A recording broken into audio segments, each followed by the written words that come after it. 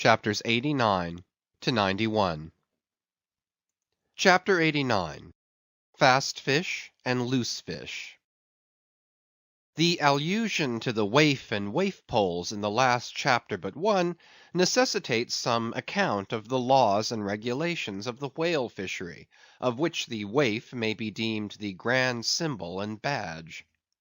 It frequently happens that when several ships are cruising in company, a whale may be struck by one vessel, then escape and be finally killed and captured by another vessel. And herein are indirectly comprised many minor contingencies, all partaking of this one grand feature. For example, after a weary and perilous chase and capture of a whale, the body may get loose from the ship by reason of a violent storm, and drifting far away to leeward, be retaken by a second whaler, who, in a calm, snugly tows it alongside, without risk of life or line. Thus the most vexatious and violent disputes would often arise between the fishermen, were there not some written or unwritten, universal, undisputed law applicable to all cases. Perhaps the only formal whaling code authorized by legislative enactment was that of Holland. It was decreed by the States General in A.D. 1695. But though no other nation has ever had any written whaling law, yet the American fishermen have been their own legislators and lawyers in this matter. They have provided a system which for terse comprehensiveness surpasses Justinian's Pandects and the bylaws of the Chinese Society for the suppression of meddling with other people's business. Yes, the laws might be engraven on a Queen Anne's farthing, or the barb of a harpoon, and worn round the neck, so small are they. 1. A fast fish belongs to the party fast to it. 2. A loose fish is fair game for anybody who can soonest catch it. But what plays the mischief with this masterly code is the admirable brevity of it, which necessitates a vast volume of commentaries to expound it. First, what is a fast fish? Alive or dead, a fish is technically fast when it is connected with an occupied ship or boat, by any medium at all controllable by the occupant or occupants. A mast, an oar, a 9-inch cable, a telegraph wire, or a strand of cobweb, it is all the same.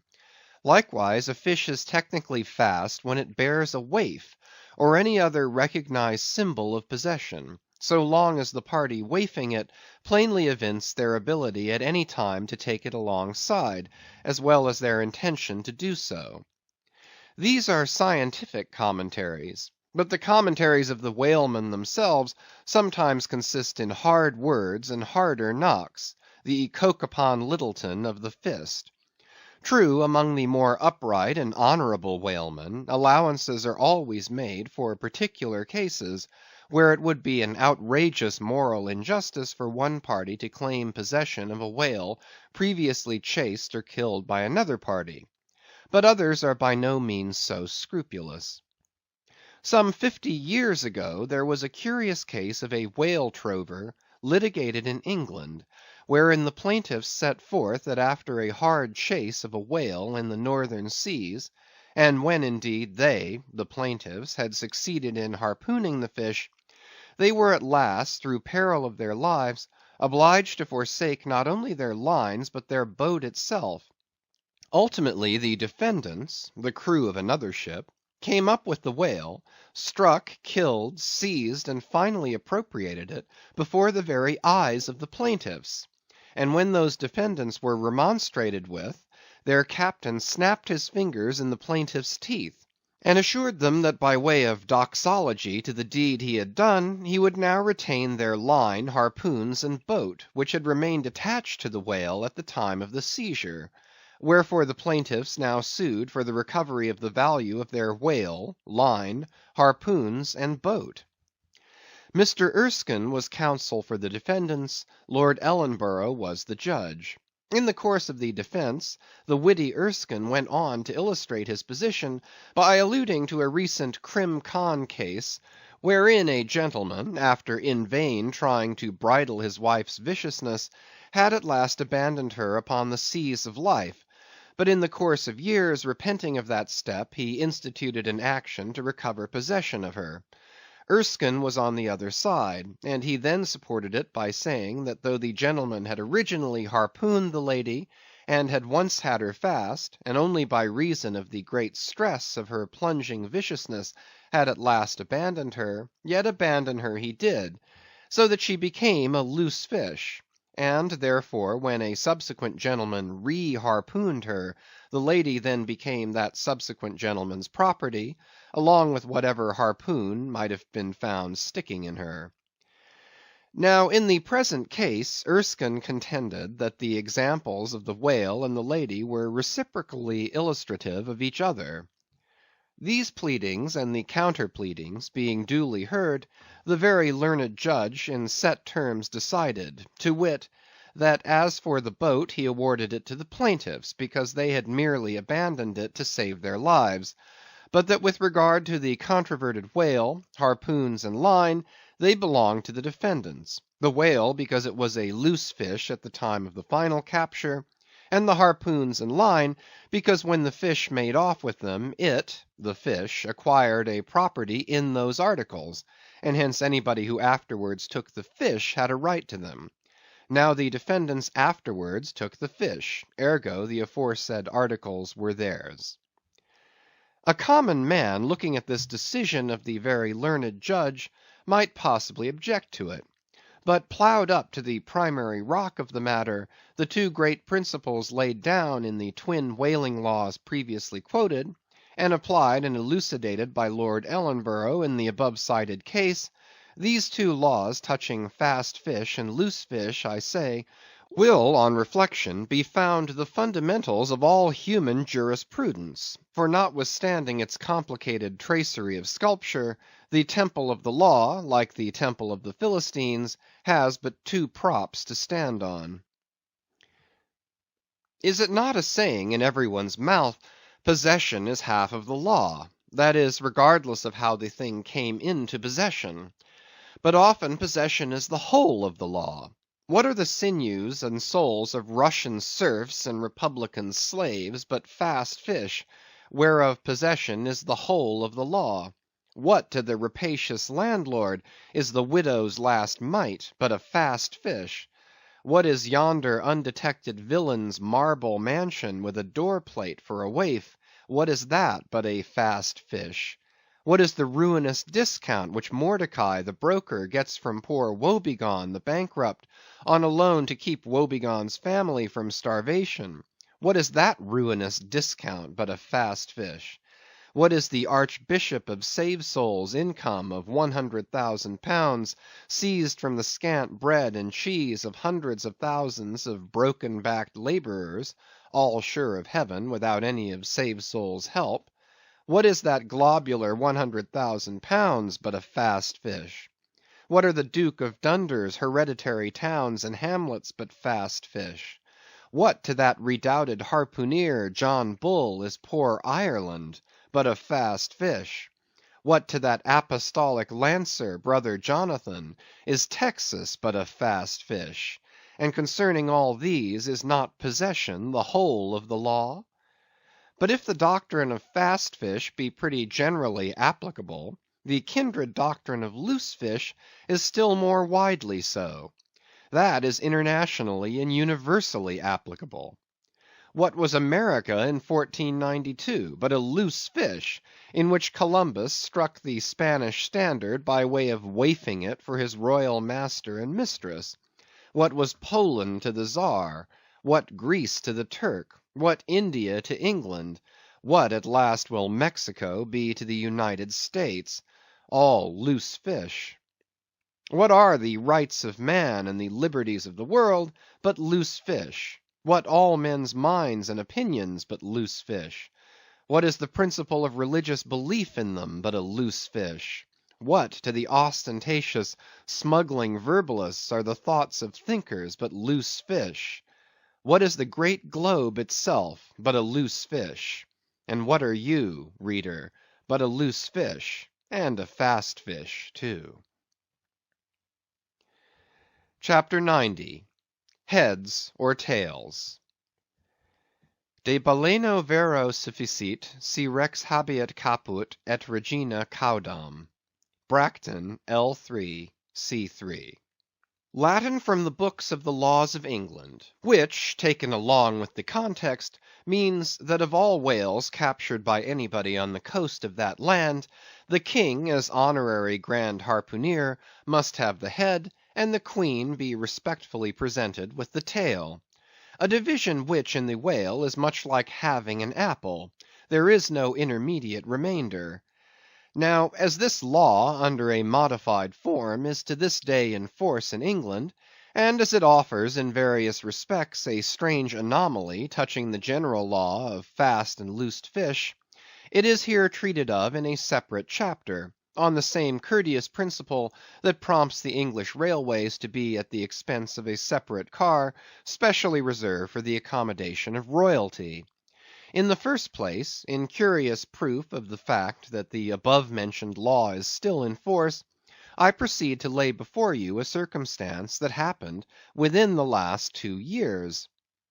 It seems that some honest mariners of Dover or Sandwich, or some one of the Cinque Ports, had after a hard chase succeeded in killing and beaching a fine whale, which they had originally descried afar off from the shore.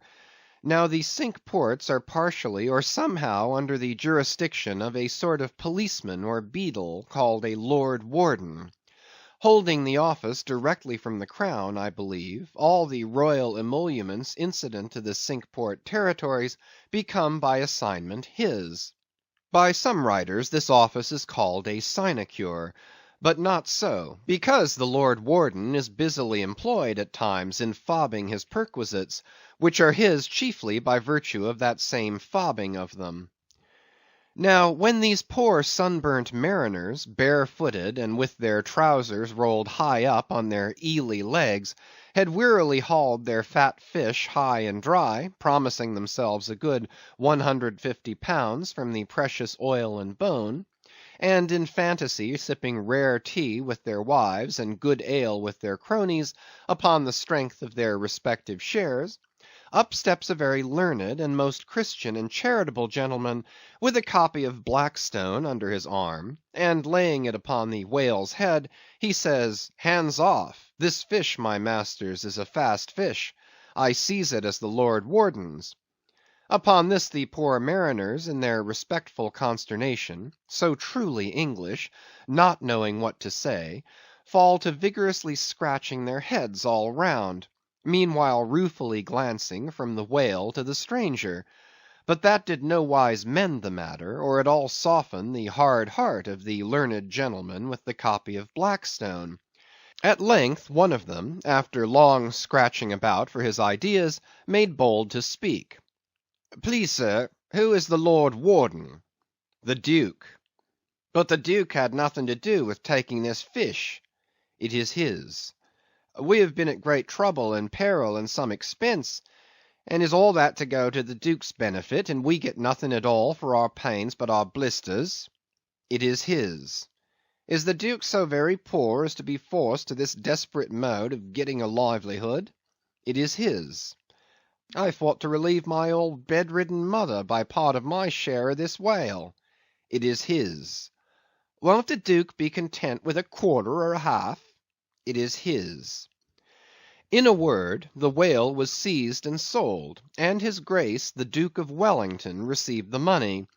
Thinking that viewed in some particular lights, this case might by a bare possibility in some small degree be deemed, under the circumstances, a rather hard one, an honest clergyman of the town respectfully addressed a note to his Grace, begging him to take the case of those unfortunate mariners into full consideration; to which my Lord Duke, in substance, replied (both letters were published) that he had already done so, and received the money, and would be obliged to the reverend gentleman if for the future he, the reverend gentleman, would decline meddling with other people's business. Is this the still militant old man, standing at the corners of the three kingdoms, on all hands coercing alms of beggars? It will readily be seen that in this case the alleged right of the Duke to the whale was a delegated one from the sovereign. We must needs inquire then on what principle the sovereign is originally invested with that right. The law itself has already been set forth. But Plowden gives us the reason for it. Says Plowden, the whale so caught belongs to the king and queen, "because of its superior excellence." And by the soundest commentators this has ever been held a cogent argument in such matters. But why should the king have the head and the queen the tail? A reason for that, ye lawyers.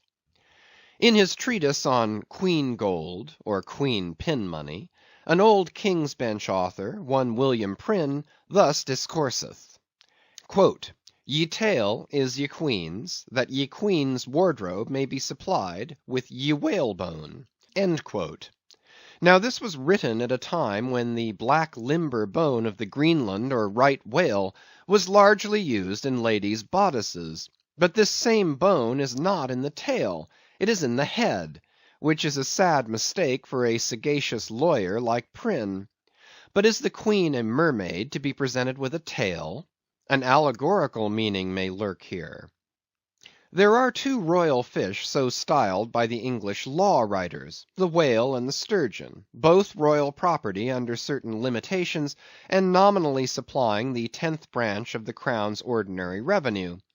I know not that any other author has hinted of the matter, but by inference it seems to me that the sturgeon must be divided in the same way as the whale, the king receiving the highly dense and elastic head peculiar to that fish, which symbolically regarded may possibly be humorously grounded upon some presumed congeniality.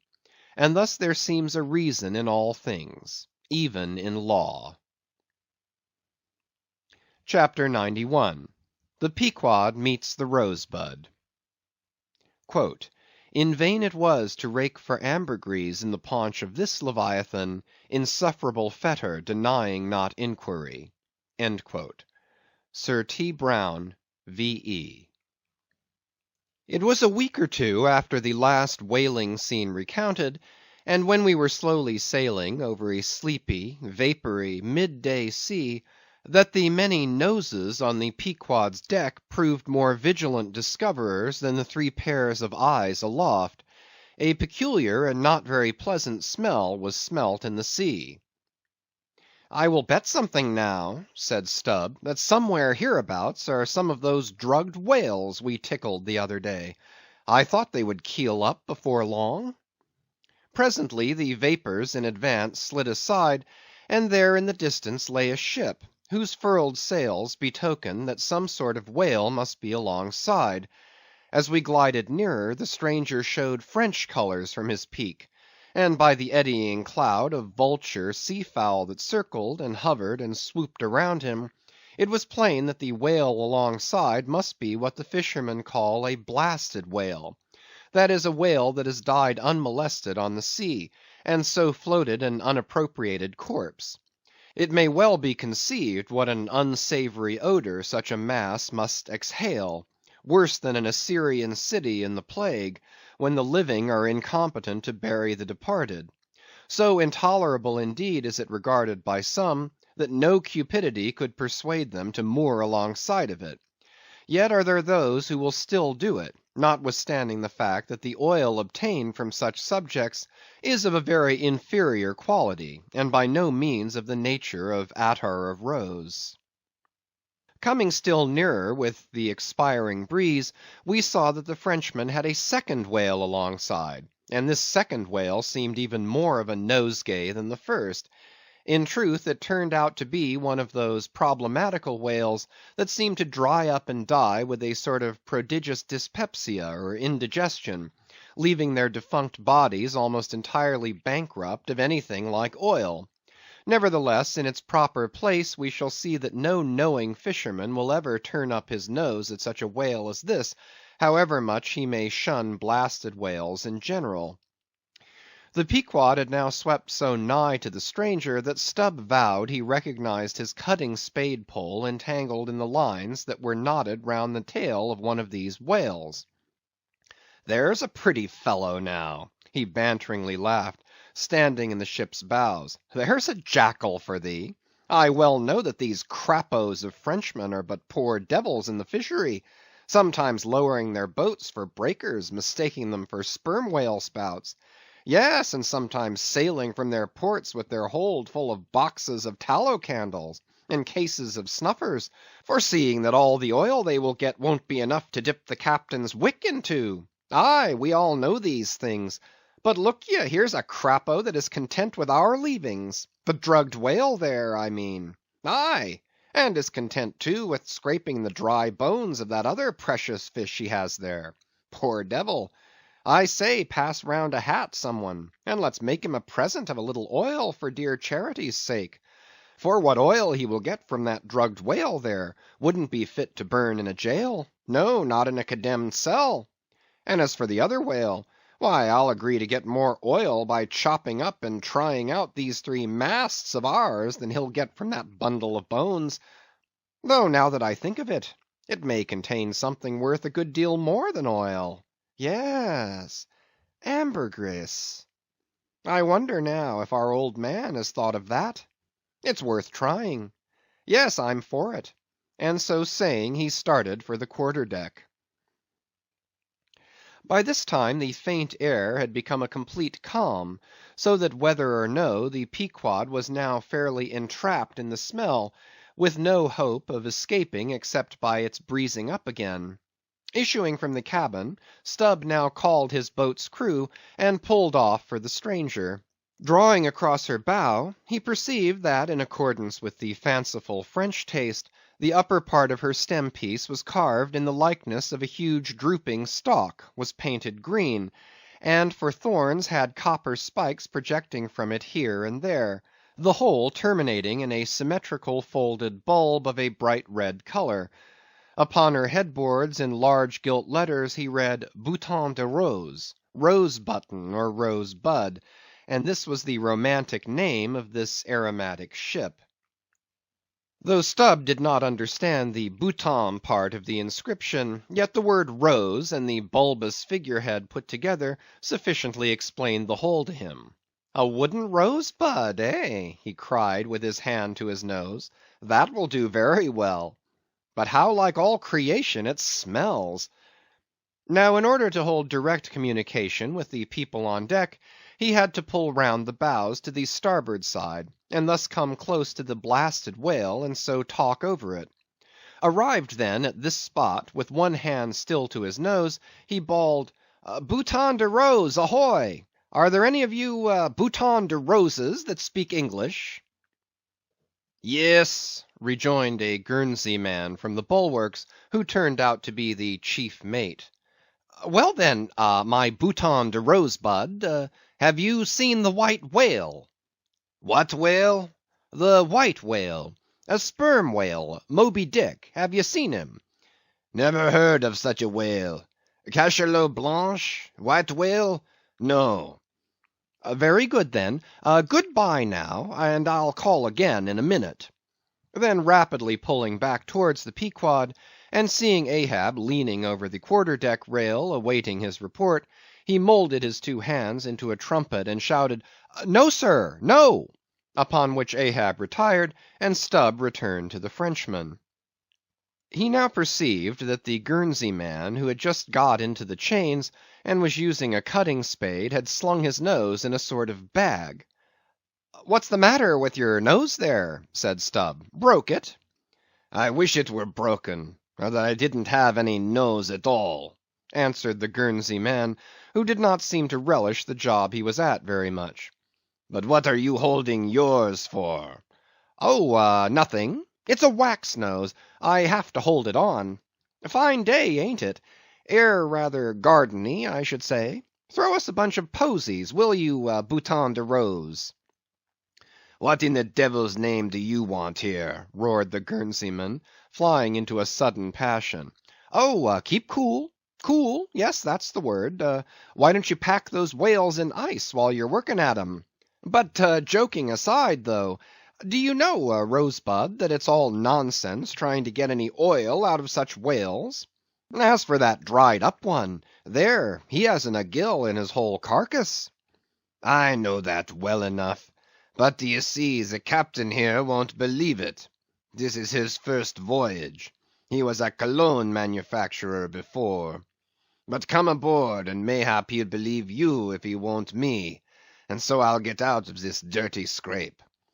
"Anything to oblige ye, my sweet and pleasant fellow," rejoined Stubb, and with that he soon mounted to the deck. There a queer scene presented itself. The sailors, in tasselled caps of red worsted, were getting the heavy tackles in readiness for the whales. But they worked rather slow, and talked very fast, and seemed in anything but a good humor. All their noses upwardly projected from their faces like so many jib booms. Now and then pairs of them would drop their work, and run up to the mast head to get some fresh air. Some, thinking they would catch the plague, dipped oakum in coal tar, and at intervals held it to their nostrils. Others, having broken the stems of their pipes almost short off at the bowl, were vigorously puffing tobacco smoke, so that it constantly filled their olfactories. Stubb was struck by a shower of outcries and anathemas proceeding from the captain's round house abaft, and looking in that direction saw a fiery face thrust from behind the door, which was held ajar from within. This was the tormented surgeon, who, after in vain remonstrating against the proceedings of the day, had betaken himself to the captain's round house, cabinet he called it, to avoid the pest, but still could not help yelling out his entreaties and indignations at times. Marking all this, Stubb argued well for his scheme, and turning to the Guernseyman had a little chat with him, during which the stranger mate expressed his detestation of his captain as a conceited ignoramus, who had brought them all into so unsavory and unprofitable a pickle. Sounding him carefully, Stubb further perceived that the Guernsey man had not the slightest suspicion concerning the ambergris.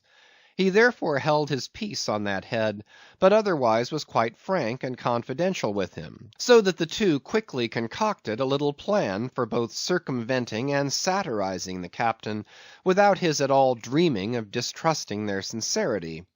According to this little plan of theirs, the Guernsey man, under cover of an interpreter's office, was to tell the captain what he pleased, but as coming from Stubb. And as for Stubb, he was to utter any nonsense that should come uppermost in him during the interview. By this time their destined victim appeared from his cabin. He was a small and dark, but rather delicate looking man for a sea captain, with large whiskers and mustache, however, and wore a red cotton velvet vest with watch seals at his side.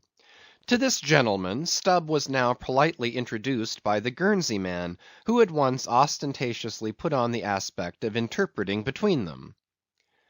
"What shall I say to him first?" said he. "Why," said Stubb, eyeing the velvet vest and watch and seals, "you may as well begin by telling him that he looks a sort of babyish to me, though I don't pretend to be a judge." "He says, monsieur," said the Guernseyman in French, turning to his captain, "that only yesterday his ship spoke a vessel whose captain and chief mate, with 6 sailors, had all died of a fever caught from a blasted whale they had brought alongside." Upon this the captain started, and eagerly desired to know more. "What now?" said the Guernsey man to Stubb. "Why, since he takes it so easy, tell him that now I have eyed him carefully, I'm quite certain that he's no more fit to command a whale ship than a St. Jago monkey.